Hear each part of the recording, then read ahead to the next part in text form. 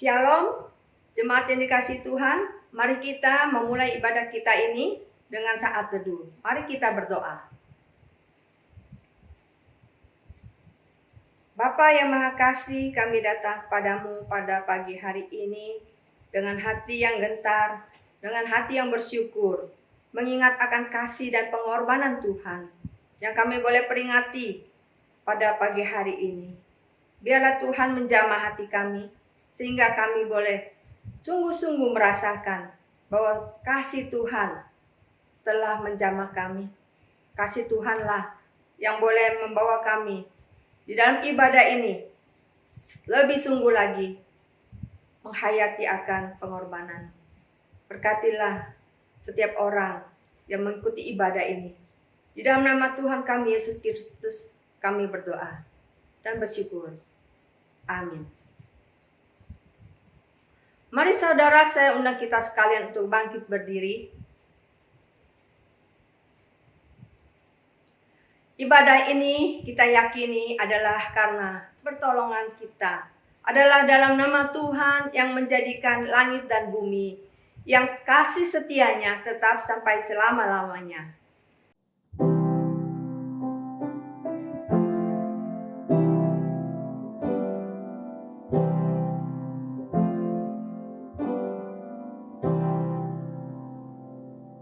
Kiranya kasih karunia dan damai sejahtera dari Allah Bapa kita dan dari Tuhan Yesus Kristus menyertai jemaat sekalian. Masih dengan berdiri saudara, kita bersyukur pada pagi hari ini boleh mengenang kasih dan pengorbanan Tuhan Yesus. Kepalanya yang berdarah saat ia menanggung dosa saudara dan saya, kiranya menyentuh hati kita untuk semakin mengasihinya.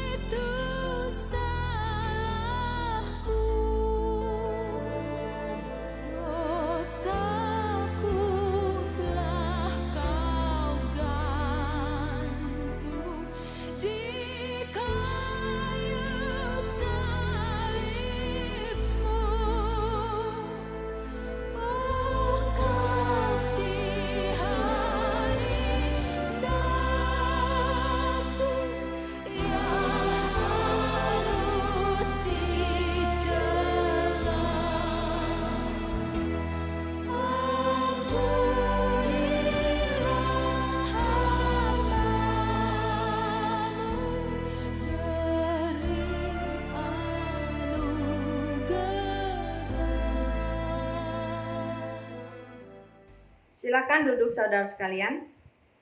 Nats kita pada hari ini diambil dari Yesaya 53 ayat 6.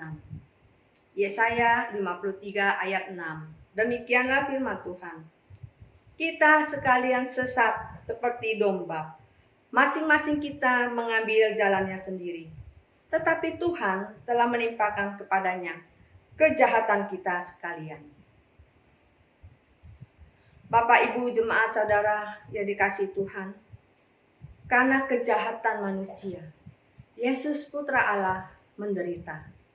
Dia berjalan memikul salibnya ke Bukit Golgota. Adakah saudara dan saya berjalan bersama dengan Tuhan? Ataukah kita lebih senang mencari jalan kita sendiri? Sepanjang Via Dolorosa di siang yang membara, berdesakan rakyat mengiringinya.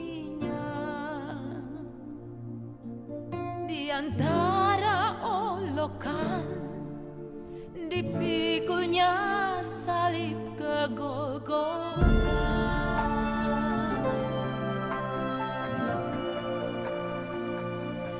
Menetes darah dan peluh dari tubuh yang letih, tanpa ampun cambuk pedih menderanya. Namun langkahnya pasti menapak jalan kematiannya.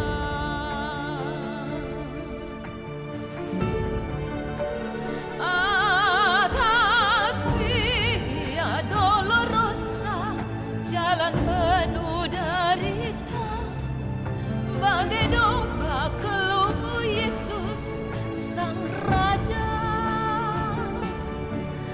Namun Dia tetap rela karena kasih-Nya pada kita. Sepanjang Via Dolorosa menuju ke Kalvari.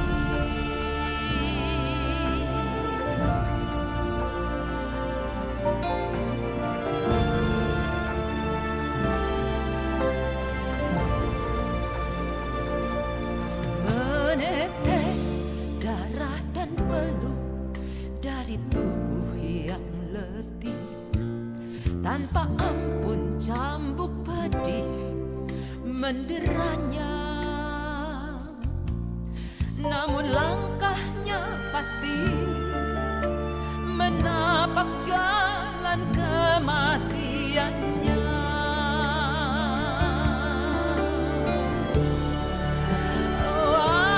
Atas Via Dolorosa, jalan penuh derita, bagai domba keluh Yesus Sang Raja.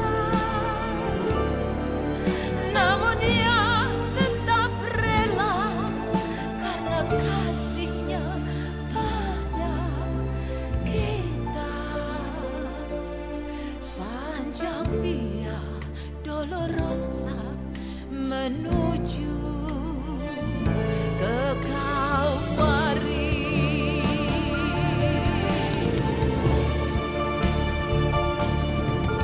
Darahnya menetes membasahi bumi, membasuh dosa manusia.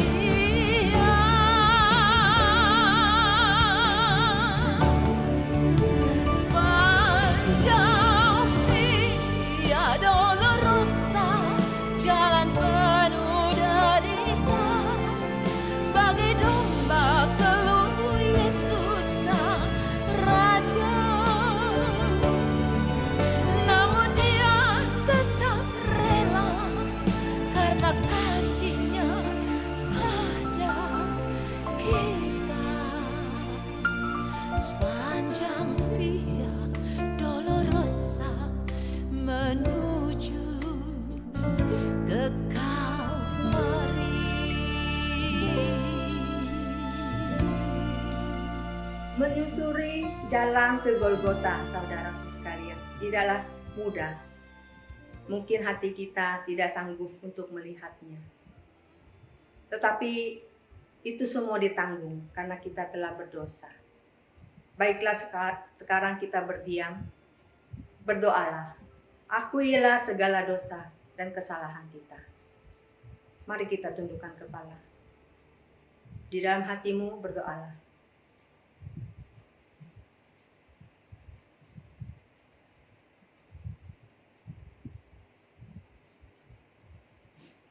Dengarkanlah doa dan permohonan dari umat-Mu ya Tuhan. Hapuskanlah segala dosa dan pelanggaran kami, sehingga kami boleh layak hidup menjadi anak-anak-Mu yang kekasih. Dalam nama-Mu Tuhan kami Yesus Kristus, kami berdoa. Amin. Bapak Ibu yang dikasihi Tuhan, firman Tuhan hari ini akan diambil dari Yesaya 53 ayat 1 sampai ayat 7. Yesaya 53 ayat 1 sampai 7. Mari kita baca bersama-sama. Siapakah yang percaya kepada berita yang kami dengar? Dan kepada siapakah tangan kekuasaan Tuhan dinyatakan? Sebagai taruk ia tumbuh di hadapan Tuhan, dan sebagai tunas dari tanah kering, ia tidak tampan, dan semaraknya pun tidak ada, sehingga kita memandang dia, dan rupa pun tidak, sehingga kita menginginkannya. Ia dihina dan dihindari orang, seorang yang penuh kesengsaraan dan yang biasa menderita kesakitan. Ia sangat dihina, sehingga orang menutup mukanya terhadap dia, dan bagi kita, ia tidak masuk hitungan. Tetapi sesungguhnya penyakit kitalah yang ditanggungnya, dan kesengsaraan kita yang dipikulnya. Padahal kita mengira dia kena tulah, dipukul dan ditindas Allah. Tetapi dia tertikam oleh karena pemberontakan kita. Dia diremukkan oleh karena kejahatan kita. Ganjaran yang mendatangkan keselamatan bagi kita ditimpakan kepadanya, dan oleh bilur-bilurnya kita menjadi sembuh. Kita sekalian sesat seperti domba, masing-masing kita mengambil jalannya sendiri, tetapi Tuhan telah menimpakan kepadanya kejahatan kita sekalian. Dia dianiaya, tetapi dia membiarkan diri ditindas, dan tidak membuka mulutnya, seperti anak domba yang dibawa ke pembantaian, seperti induk domba yang keluh. Di depan orang-orang yang menggunting bulunya, ia tidak membuka mulutnya. Tiba saatnya kita akan mendengarkan firman Tuhan yang akan disampaikan oleh Pendeta Jimahoni. Mari kita mempersiapkan hati saudaraku. Biarlah kiranya firman Tuhan membawa kita dekat ke salib Tuhan Yesus.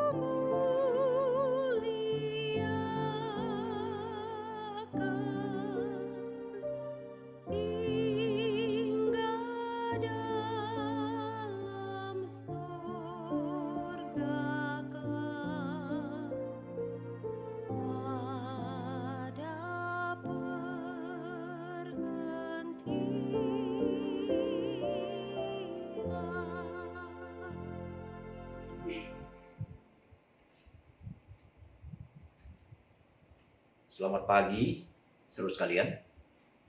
Mari kita berdoa. Tuhan, terima kasih untuk hari ini, hari Jumat Agung. Sekarang waktu bagi kami untuk membaca firman, merenungkan bersama-sama. Berikanlah Roh Kudus yang akan memandu kami untuk mengerti kebenaran-Mu. Di dalam Yesus Tuhan kami berdoa. Amin. Pembacaan Alkitab diambil dari Injil Lukas pasal 23 ayat 13 hingga 25. Demikian firman Tuhan. Lalu Pilatus mengumpulkan imam-imam kepala dan pemimpin-pemimpin serta rakyat dan berkata kepada mereka, "Kamu telah membawa orang ini kepadaku sebagai seorang yang menyesatkan rakyat. Kamu lihat sendiri bahwa aku telah memeriksanya, dan dari kesalahan-kesalahan yang kamu tuduhkan kepadanya, tidak ada yang kudapati padanya. Dan Herodes juga tidak, sebab ia mengirim dia kembali kepada kami. Sesungguhnya tidak ada suatu apapun yang dilakukannya yang setimpal dengan hukuman mati. Jadi aku akan menghajar dia, lalu melepaskannya. Sebab ia wajib melepaskan seorang bagi mereka pada hari raya itu." Tetapi mereka berteriak bersama-sama, "Enyahkan dia, lepaskanlah Barabas bagi kami."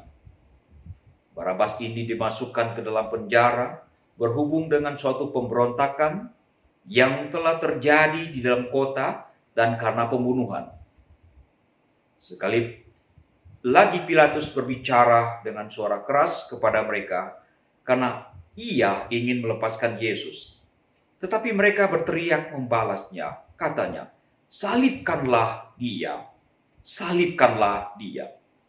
Kata Pilatus untuk ketiga kalinya kepada mereka, "Kejahatan apa yang sebenarnya telah dilakukan orang ini? Tidak ada suatu kesalahan pun yang kudapati padanya, yang setimpal dengan hukuman mati. Jadi aku akan menghajar dia, lalu melepaskannya." Tapi dengan berteriak mereka mendesak dan menuntut supaya ia disalibkan. Dan akhirnya mereka menang dengan teriakan mereka.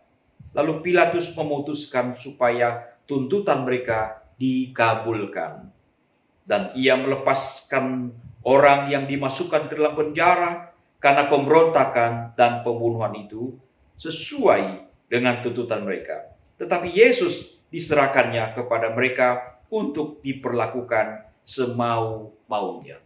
Demikianlah firman Tuhan. Berbahagialah setiap orang yang membaca, merenungkan, menyimpan dalam hati, dan melakukan di dalam sepanjang hidupnya. Hosiana.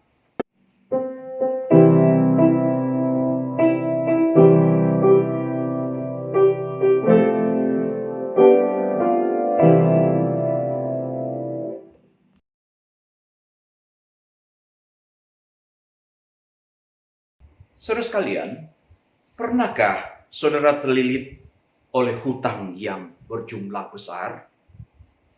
Apa perasaan saudara sebelum mampu melunaskan hutang-hutang saudara? Tema khotbah pada pagi hari ini adalah umat Kristen berhutang kepada Yesus Kristus. Sebenarnya setiap orang Kristen berhutang kepada Yesus. Mari kita lihat kisah Yesus Barabas. Barabas sungguh beruntung sebab ia dibebaskan dari hukuman mati yang sudah di depan mata sebetulnya. Siapakah Barabas itu? Dari kata nama Barabas itu berarti anak bapa. Tapi anak bapa yang satu ini bukanlah seorang yang baik-baik. Dia adalah seorang penjahat, seorang pendosa. Dia bukan anak bapa yang patut dibanggakan, tapi justru memalukan. Barabas sungguh orang yang menyedihkan, orang yang menakutkan. Matius 27 ayat 16 dikatakan, ia adalah seorang yang terkenal karena kejahatannya. Markus 15 ayat 7 mengatakan, ia adalah seorang pemberontak dan seorang pembunuh. Yohanes 18 ayat 40 mengatakan, Barabas adalah seorang penyamun. Saudara bayangkan, dia adalah seorang pemberontak, dia adalah seorang pembunuh, dan dia seorang yang terkenal jahat, serta seorang penyamun. Dengan track record seperti ini, apa yang bisa dibanggakan dari seorang Yesus Barabas? Jika saudara adalah Barabas, apakah saudara merasa beruntung dan sekaligus berhutang pada Yesus? Pada hari itu, di dalam pengadilan yang sesat itu, Pontius Pilatus dan Herodes Antipas sama sekali tidak menemukan kesalahan di dalam diri Yesus yang untuk itu harus dihukum mati. Tidak ada sama sekali. Dan Pilatus rupanya berniat besar untuk membebaskan Yesus. Selain tidak menemukan kesalahan di dalam diri Yesus, istrinya pun mengingatkan dirinya bahwa karena Yesus ini, dia telah bermimpi. Kan itu istri Pilatus mengingatkan suaminya supaya jangan mengambil keputusan yang keliru tentang ini semua. Betapa Barabas beruntung sekaligus berhutang. Barabas adalah satu contoh kasus yang sempurna bahwa Yesus adalah tumbal pengganti atas kematian umat manusia. Tepat seperti yang dinubuatkan oleh imam besar Kayafas. Lebih baik satu orang mati demi keselamatan seluruh bangsa.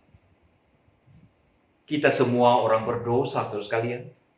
Walaupun kebanyakan di antara kita tidaklah melakukan dosa sebesar dan sehebat yang dilakukan oleh Barabas. Surat Roma pasal 5 ayat 6 hingga 12 memberitahukan kepada kita siapakah diri kita ini di hadapan Allah. Di sana dikatakan kita manusia yang lemah, manusia yang dibelenggu oleh dosa. Kita juga adalah orang yang durhaka. Orang yang durhaka di hadapan Allah. Kita adalah orang yang berdosa. Dan sekaligus kita adalah seteru Allah.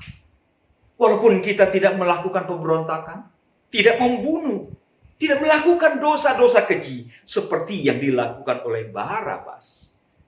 Di hadapan Allah, kondisi kita sama. Sama-sama orang berdosa dan akan berakibat sangat-sangat radikal. Yesus mati di hari Jumat Agung itu. Mengapa Yesus mati? Yesus mati karena dosa-dosa kita. 1 Korintus 15 ayat 3 berkata demikian. Sebab yang sangat penting telah kusampaikan kepadamu, yaitu apa yang telah kuterima sendiri. Yaitu bahwa Kristus telah mati karena dosa-dosa kita. Sesuai dengan kitab suci. Jadi Yesus mati karena dosa-dosa kita.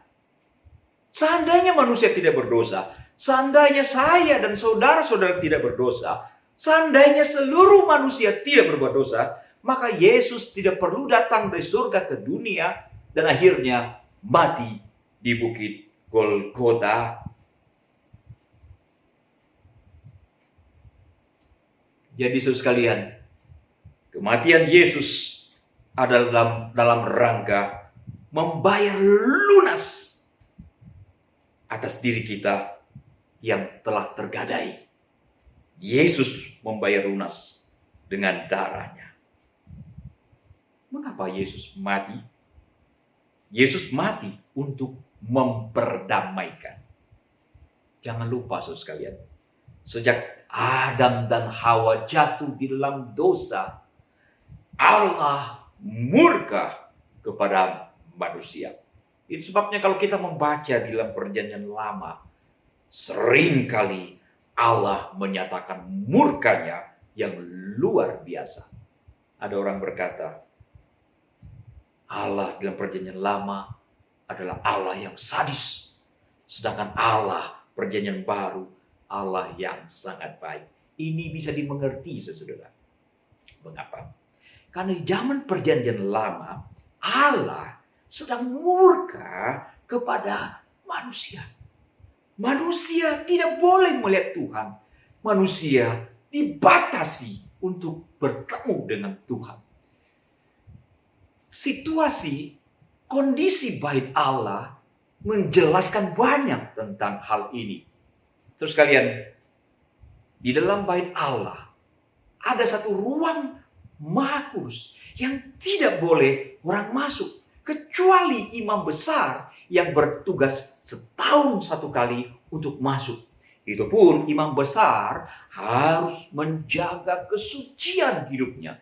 Sebab apabila dia masuk ke ruang Maha Kudus dengan kondisi berdosa, maka Tuhan akan menghukum sehingga ia mati di tempat.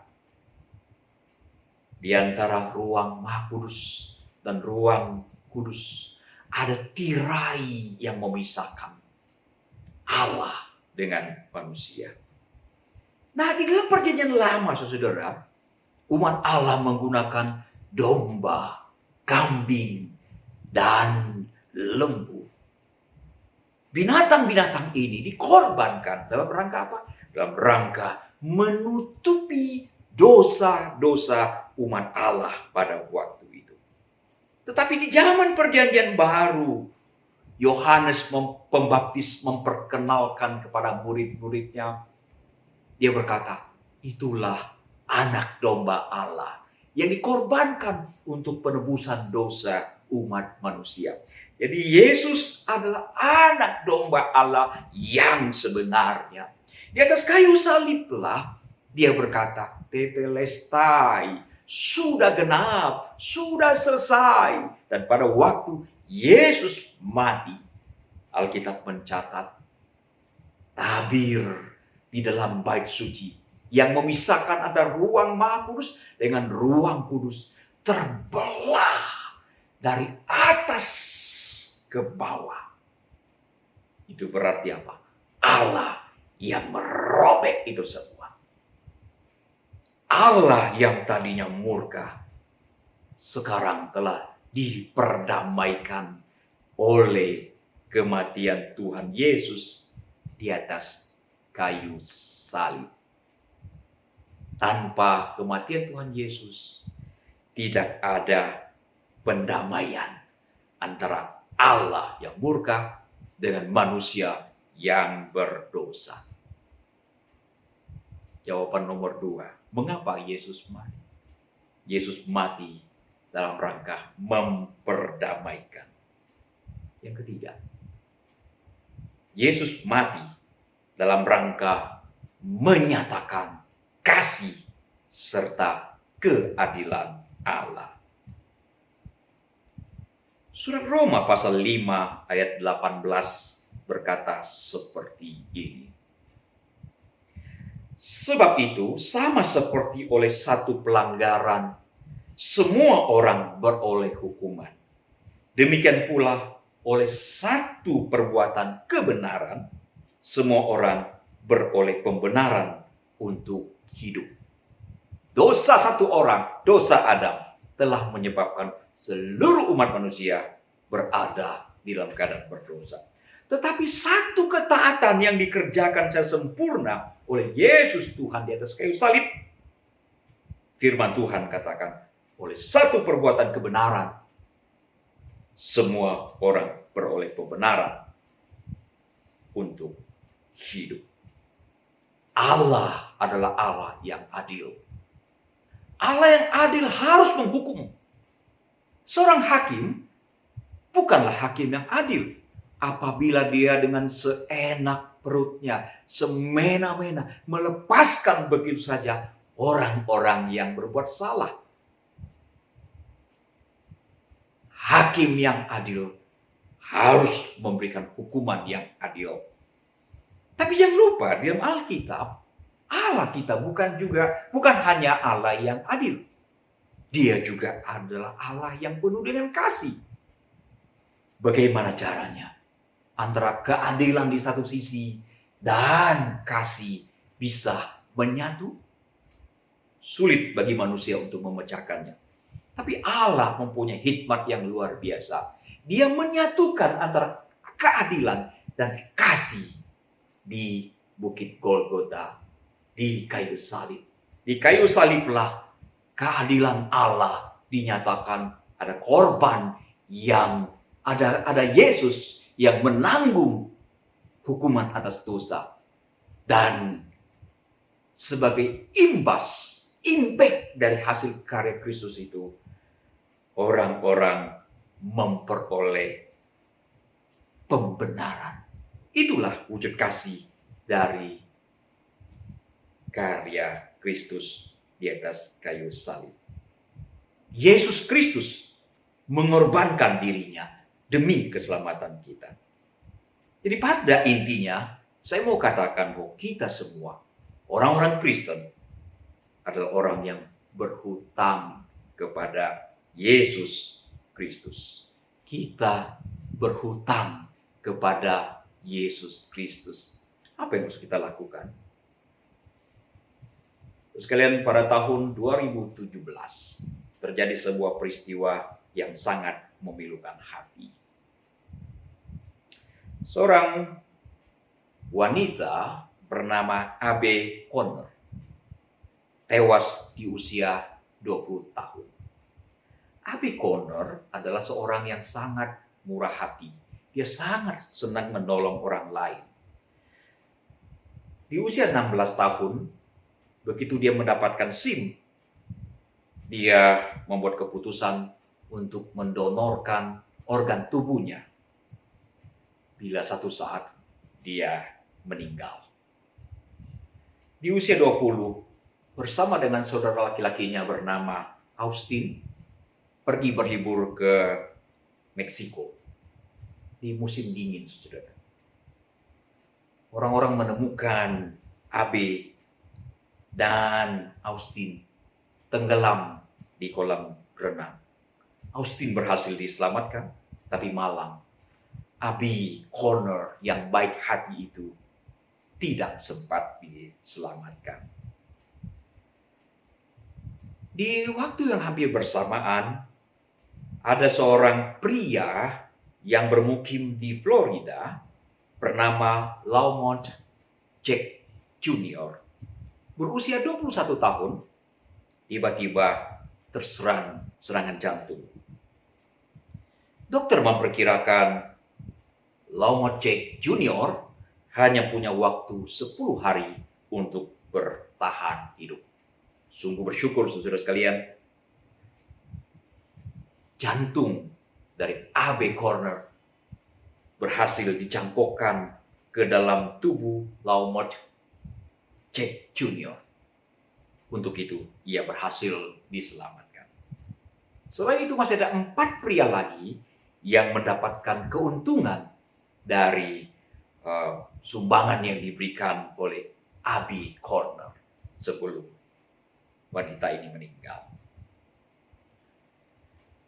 Beberapa bulan kemudian, ayah dari Abe Conner bernama Bill Conner memutuskan untuk melakukan sebuah perjalanan dengan menggunakan sepeda untuk menjumpai orang-orang yang mendapatkan keuntungan dari sumbangan Abe Conner.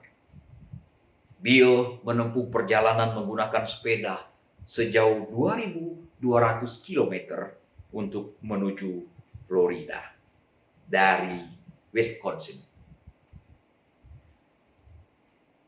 Hari itu, tanggal 18 Juni 2017, Bill Conner berjumpa dengan Lamont Jack Junior yang mendapatkan jantung dari AB. Karena pertemuan itu sangat-sangat menyentuh.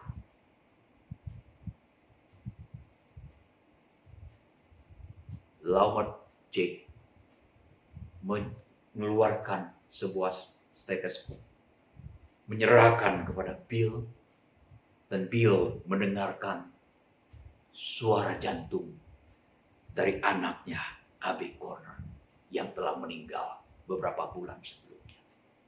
Keduanya berpelukan dan menangis. But it was his stop 1,400 miles in, arriving in Baton Rouge, that left him speechless. This is Jack, 21 years old. He was given Abby's heart.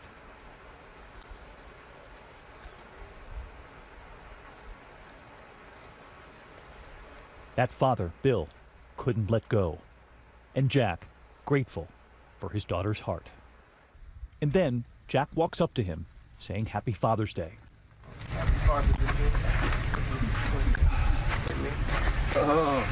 He gives Bill a stethoscope. He's about to hear his daughter's heart. There it goes. The beauty of that is that there were two fathers that were able to celebrate Father's Day because Jack's alive, and of course I'm there, and Abby's alive. She's alive to me. She's alive inside of Jack. It's not about how many cars you have or homes you have or how much money. I mean, to give somebody life, if you're in a tragedy like this, you're able to give somebody an organ to help them live or live a better life. So my daughter just, again, set an example for me, and I've got to follow it, and that's what I'm trying to do. Apa yang dikatakan oleh Laumot Jack Junior. Dia berkata, AB telah menyelamatkan hidupku, tapi aku tidak bisa membalasnya.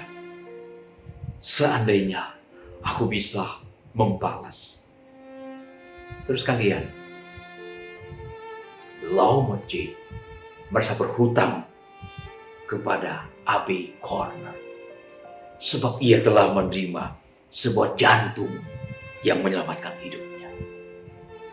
Pada hari ini saya memberitahukan saudara sekalian, Yesus bukan hanya menyerahkan jantungnya, Yesus menyerahkan darahnya, Yesus menyerahkan nyawanya buat saudara dan saya. Dia mati di atas kayu salib. Kita terlebih berhutang kepada Yesus. Kita sungguh berhutang kepada Yesus. Apabila kita berhutang kepada Yesus, apa yang harusnya kita lakukan?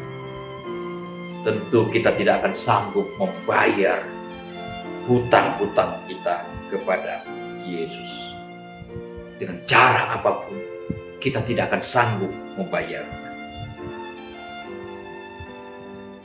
Tapi paling tidak, marilah bersama kita belajar untuk memberikan penghargaan yang tertinggi kepada Yesus dan karya Yesus di atas kayu salib. Dengan cara apa? Dengan cara semakin mengasihi Dia lagi, semakin mengasihi Dia lagi, semakin mengasihi Dia lagi. Dan yang kedua, semakin taat kepada Dia. Itulah cara kita membayar hutang kita kepada Yesus, walaupun seumur hidup kita tidak sanggup membayarnya. Renungkanlah itu. Tuhan Yesus memberkati saudara sekalian. Mari kita berdoa. Terima kasih Bapa Surgawi atas karya Bapa, karya Jumat Agung, anak domba Allah disembelih, dijadikan tumbal demi dosa seluruh umat manusia, demi keselamatan seluruh umat manusia. Kami yakin dan percaya tanpa pengorbanan anak domba Allah, semua umat manusia masih berada di bawah murka-Mu. Tapi Alkitab mencatat, sejak kematian Yesus, Allah yang murka itu telah reda murkanya. Yesus mati semata-mata karena kami.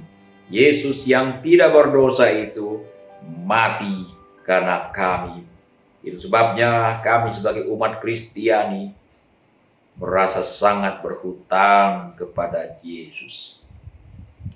Kami tidak sanggup membayar hutang-hutang itu, tapi paling tidak mampukanlah kami untuk memberikan apresiasi yang setinggi-tingginya atas karya Kristus. Kami mau mengasihi, kami mau taat kepada Kristus lebih dan lebih lagi. Dengarkan doa kami Tuhan, kami memohon di dalam Yesus Tuhan. Amin. Saudara sekalian, mari kita naikkan doa-doa syafaat kita di hari yang spesial ini. Bapa Surgawi, kami datang kembali kepadamu, menaikkan doa-doa kami. Tuhan, Engkau tahu bagaimana kondisi dunia saat ini. Hampir seluruh dunia terpapar oleh virus corona yang sangat menakutkan itu. Setiap hari ada begitu banyak orang yang terpapar dan dinyatakan positif terpapar. Dan setiap hari pula ada begitu banyak orang meregang nyawa dan mati. Berbelas kasihanlah ya Tuhan. Berbelas kasihanlah kepada seluruh dunia yang sedang menderita saat ini. Di satu sisi kami juga bersyukur melalui peristiwa ini banyak orang dibawa kepada Kristus. Banyak orang diingatkan bahwa mereka butuh Tuhan. Mereka butuh pertolongan Tuhan. Kami melihat orang-orang mulai berbalik kepada Tuhan. Tuhan yang baik, kami berdoa untuk Indonesia. Untuk Indonesia yang juga terpapar oleh virus ini. Semakin hari semakin banyak orang yang berjatuhan. Tuhan, berbelas kasihanlah. Berbelas kasihanlah. Berikanlah hikmat kepada pemimpin kami untuk melakukan tindakan yang baik, pencegahan yang baik, pengobatan yang baik, sehingga tidak lebih banyak lagi korban. Berikanlah masyarakat kami lebih disiplin untuk menjaga jarak, untuk melakukan bagian yang baik, sehingga penyakit ini tidak lebih ganas lagi, tidak menyebar lebih luas lagi. Bapa, berikanlah hikmat kepada presiden kami, para menteri, untuk mengerjakan tugas mereka dengan baik, sehingga persoalan sosial ini, persoalan kesehatan dan sosial ini tidak menyebabkan roda pemerintahan berjalan pincang. Kami berdoa dalam waktu yang tidak lama lagi kondisi ini akan segera dipulihkan, termasuk ekonomi bisa bergerak kembali, orang-orang bisa bekerja kembali, sehingga ada tersedia makan minum yang layak bagi seluruh masyarakat Indonesia. Bapa, kami berdoa untuk gereja-gereja Tuhan yang sudah berminggu-minggu tidak bisa melakukan kebaktian secara konvensional. Tuhan, berbelas kasihanlah. Kiranya melalui peristiwa ini, orang-orang Kristen di seluruh dunia diingatkan bahwa mereka butuh Tuhan. Mereka harus menyiapkan waktu untuk mencari Tuhan, untuk datang kembali pada Tuhan dan kembali ke gereja Tuhan di lain kesempatan.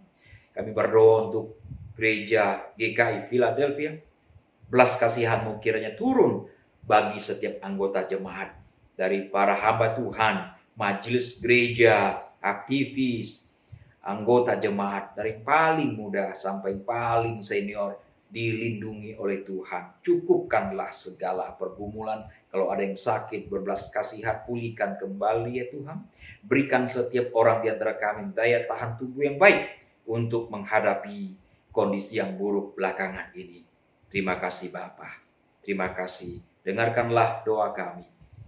Mari saudara sekalian kita naikkan doa yang diajarkan Tuhan kepada kita. Doa Bapa kami. Bapa kami yang di sorga, dikuduskanlah namamu, datanglah kerajaanmu, jadilah kehendak-Mu di bumi seperti di surga. Berikanlah kami pada hari ini makanan kami yang secukupnya, dan ampunilah kami akan kesalahan kami, seperti kami juga mengampuni orang yang bersalah kepada kami. Dan janganlah membawa kami ke dalam pencobaan, tetapi lepaskanlah kami daripada yang jahat, karena Engkaulah yang mempunyai kerajaan dan kuasa dan kemuliaan sampai selama-lamanya. Amin. Saudara sekalian, kita akan segera mengakhiri ibadah online kita pada hari ini. Marilah kita menerima berkat Tuhan. Arahkanlah hatimu kepada Tuhan. Jadilah saksi Kristus. Terpujilah Tuhan. Tuhan memberkati engkau dan melindungi engkau. Tuhan menyinari engkau dengan wajah-Nya dan memberi engkau kasih karunia. Tuhan menghadapkan wajah-Nya kepadamu dan memberi engkau damai sejahtera sekarang sampai selama-lamanya. Hosiana.